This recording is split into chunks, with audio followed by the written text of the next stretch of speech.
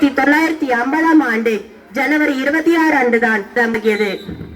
எல்லோரும் ஓர் குலம், எல்லோரும் ஓர் இனம், எல்லோரும் இந்திய மக்கள் என்ற மகாகவி பாரதியின் வரிகளுக்கு ஏற்ப ஜாதி, மதம், இனம், மொழி என கடந்த இந்திய மக்கள் கொண்டாடும் விழா குடியரசு தினமாகும். ஒவ்வொரு ஆண்டும் இந்த நாளை நாம் மிகுந்த உற்சாகத்துடனும் மகிழ்ச்சியுடனும் கொண்டாடி வருகிறோம். 1950 ஆண்டு முதல் குடியரசு தினம் ஆண்டுதோறும் கொண்டாடப்பட்டு வருகிறது. இந்தியா விடுதலை அடைந்த பிறகு நாட்டிற்கான அரசியலமைப்பு சட்டத்தை உருவாக்கும் பணி டாக்டர் B.R. அம்பேத்கர் அவர்களிடம் ஒப்படைக்கப்பட்டது. அம்பேத்கர் தலைமையில் அமைக்கப்பட்ட குழு இந்திய அரசியலமைப்பு சட்ட வரைவை உருவாக்கியது. இதுவே உலகிலேயே மிக நீளமான அரசியலமைப்பாகும். இந்திய அரசியலமைப்பு சட்டம் செயலாக்கத்திற்கு வந்த நாள் குடியரசு தினமாகும். குடியரசு என்றால் மக்களாட்சி என்று பொருள்படுகிறது.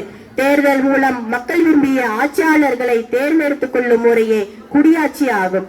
இந்தியா விடுதலை பெறுவதற்கு 17 ஆண்டுகளுக்கு முன்பே காந்தியடிகள் ஏற்படுத்திய விடுதலை நாளான ஜனவரி 26ஆம் தேதியே குடியரசு தினமாக இன்று கொண்டாடி வருகிறோம். சுதந்திர இந்தியாவின் முதல் குடியரசுத் தலைவர் டாக்டர் ராஜேந்திர பிரசாத் ஆவார். இந்த பொன்னான தருணத்தில் பல்வேறு இன்னல்கள் போராட்டங்களுக்கிடையே சுதந்திரத்தை வாங்கி கொடுத்த தேச தியாகிகளை நினைவு கூர்வோம்.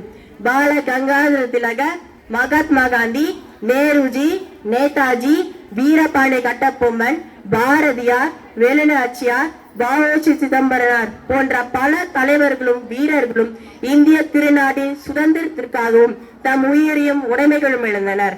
அவர்கள் பெற்று தந்த விடுதலை காப்பது மண்ணின் மைந்தர்களான நமது முதல் கடமையாகும். குடியரசு தினம் அரசு விடுமுறை நாளாகும். தலைநகரமான புதுடெல்லியில் முதல் குடிமகனாக குடியரசுத் தலைவர் கொடியேற்றுவார். கொடியேற்றும் பொழுது முப்படைகளும் அணிவகுத்து நிற்கும். விழாவில் முப்படைகளும் தங்கள் சாகசங்களை செய்து காட்டும். ஒவ்வொரு மாநிலத்திலும் ஆளுநர் கொடியேற்றுவார். குடியரசு தினத்தன்று சிறந்த சேவை மற்றும் வீர தீர சாகசம் புரிந்தவர்களுக்கு விருதுகள் வழங்கி கௌரவிக்கப்படும். 30 கோடி முகமுடையால் உயிர்மை பிற ஒன்றுடையால் என்ற பாரதியின் வரிகளுக்கு ஏற்ப ஜாதி, மதம், மொழி என வேறுபாடுகள் பல இருந்தாலும் அன்னை பாரதம் வேற்றுமை ஒற்றுமை கண்ட நாடாகும். இத்தகைய சிறப்பு மிக்க குடியரசினை காப்பது நம் முதல் கடமையாகும். உலகின் மிகப்பெரிய குடியரசின் குடிமக்களாக இருப்பதில் நாம் அனைவரும் பெருமைப்பட வேண்டும். எமது பாரதம் குடியரசாக மாறிய பொன்னாளில் என் தாய் மண்ணே உனக்கு வீர வணக்கம். எண்ணங்களில் சுதந்திரமும் நினைவுகளில் வரலாறு நிறைந்திருக்கும் உணர்ச்சி பொங்கும் நாள். நாம் அனைவரும் ஒன்றாய் கைகோர்ந்து நம் நாட்டை வல்லரசாக்குவோம் என்று கூறி பேச வாய்ப்பளித்த தலைமை ஆசிரியருக்கும் ஆசிரியர்களுக்கும் சபையோர் அனைவருக்கும் எனது பணிவான நன்றிகளை கூறி எனது உரையை நிறைவு செய்கிறேன்.